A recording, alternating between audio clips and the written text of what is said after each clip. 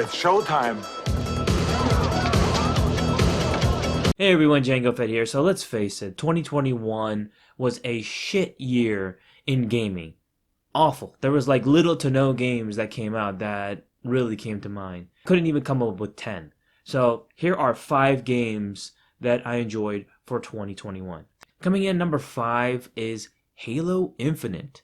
While I don't play multiplayer, the campaign was actually pretty solid, pretty good when it comes to Halo. And it's been a while for me since I've played a pretty good Halo campaign. Not since what? Halo 3 or ODST?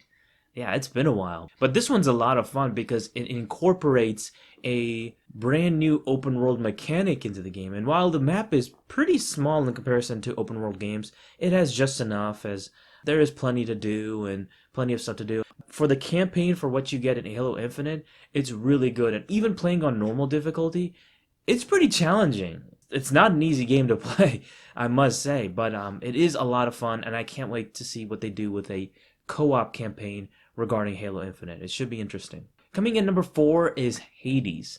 Now, this was like Game of the Year for everyone the year before, but for me, I played it on Xbox Game Pass, had a lot of fun. And this is like the perfect game you can play on the Switch too, I'm pretty sure. But this is a fun roguelite game that usually I stay far away from roguelite games. But considering this is the same developers behind Transistor and Bastion, this one has the same aesthetic with just more graphically appealing, a really more interesting story. You'll have to go through this many, many times just to beat it. I still haven't beaten it yet, but it is so much fun to go through each run and discover new things along the way. Because it's always just feels like it's different every time. Coming in number 3, I know this is broad and vague, but it's Nintendo Switch games. And I know what you're thinking, which one? Well, a lot of them, because earlier this year, I actually ended up getting a Nintendo Switch and really love the system. It's a lot of fun. Now, there are some problems with the system I've been noticing as of late, and it's the frame rate, and it's underpowered, and it definitely needs an upgrade in the future, for sure. But from what I played Legend of Zelda Breath of the Wild, Super Smash Bros. Ultimate, a Mario and Rabbids Kingdom Battle, and my favorite of the Nintendo Switch games is Fire Emblem Three Houses. Where do I start? Like, all of these games are pretty damn good, and Fire Emblem Three Houses was definitely my favorite because of, I mean, it's a Fire Emblem game, and I've never really gotten into the Fire Emblem series, but if it's like this in the future, having this dynamic story with all the different houses and stuff like that, then I'm all in. I want this in the future. And it's been a while since we've had a Fire Emblem game. But hopefully we have another Three Houses version of it on the Nintendo Switch. I would be all in. Now, coming in at number 2 is Mass Effect Legendary Edition. This incorporates the entire trilogy and remasters the whole experience. And while I do have all the games, just to have a 4K 60 on all 3 games is amazing. And I'm planning to play it again a second time. And I've already played it one time, kind of like the medium route, light and dark. But the second time, I am planning to play all light or all dark, and because I love all the choices that you make along the way and how your characters grow as well. And for once, EA and BioWare didn't botch this shit up. Now, it did miss like 1 or 2 pieces of DLC, but overall, just a great package to get if you're a Mass Effect fan. This is the true experience of the Mass Effect trilogy if you want to get it. This is a must-buy.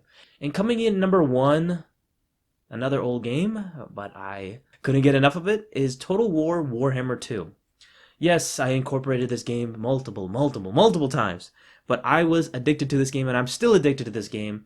Now, while Total War Warhammer 3 was delayed, we still had a bunch of DLC that came out for last year. You had the Twisted and the Twilight, you had one of my favorites being the Silence and the Fury, which actually does a rework to the Beastmen, one of my favorite factions in the game, and just enhances the experience to a whole nother level. I mean, it's just so much fun.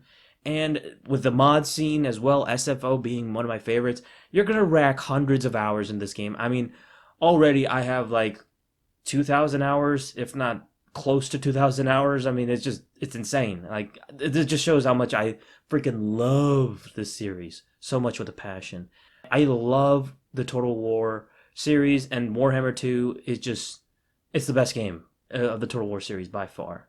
And if you haven't discovered the series, you need to discover Warhammer and Total War Warhammer and Warhammer 2. And just Warhammer 3 is going to be another mega hit. It's probably going to be buggy at release, but I expect that to be a mega hit, and it's going to be lasting for years with DLC and stuff in the future. But Total War Warhammer 2 still got my interest and is still my game of the year. So that was my top 5 games of 2021. I know wasn't really much, but this is what I had, and take it or leave it. So tell me your top 5 games in the comment section below for 2021. So don't forget to please like this video and subscribe to my channel, Django Fett, and I'll see you guys on the next video. Peace.